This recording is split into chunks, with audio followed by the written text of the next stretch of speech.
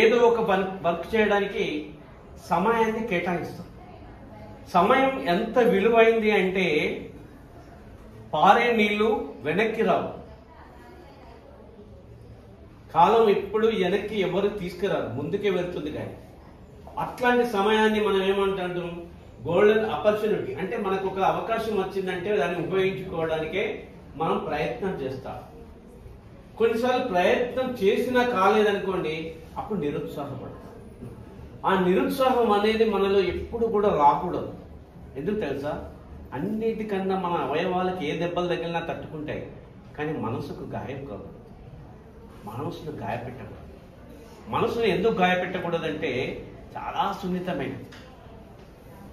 ఆనందానికి ఉప్పొంగిపోతుంది, కొంచెం కష్టమైనా కుంగిపోతుంది. కాబట్టి మనం ఏం చేయాలి? ఇష్టపడి చదవాలి, కష్టపడి చదవకూడదు.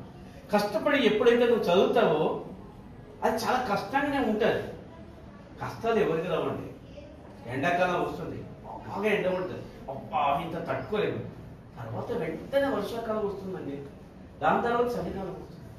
కాలం ఏం నేర్పుతుందంటే నీ జీవితంలో కష్ట సుఖాలు అనేవి ఉంటాయి, వాటిని అధిగమించాలి. కానీ అదే కష్టం అనుకుంటూ జీవించడానికి ప్రయత్నం అనేది చేయకు. నీకు తప్పకుండా మళ్ళీ మంచి అవకాశాలు వస్తాయి. నువ్వు పరీక్ష రాసే ముందట ఏం చేస్తావంటే మంచి స్మైల్ ఫేస్ ఇచ్చేసి, ఒక స్మైల్ ఫేస్ ఏం చేస్తుందంటే నీలో ఉన్న 72,000 నాడుల్ని ఉత్తేజపరుస్తుంది. పాజిటివ్ థింకింగ్ లో నువ్వు ఎంత జనరేట్ కావాలంటే అంత జనరేట్ అవుతుంది.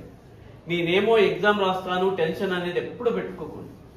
అది మన మనసుకు కానీ శరీరానికి కానీ మంచిది కాదు.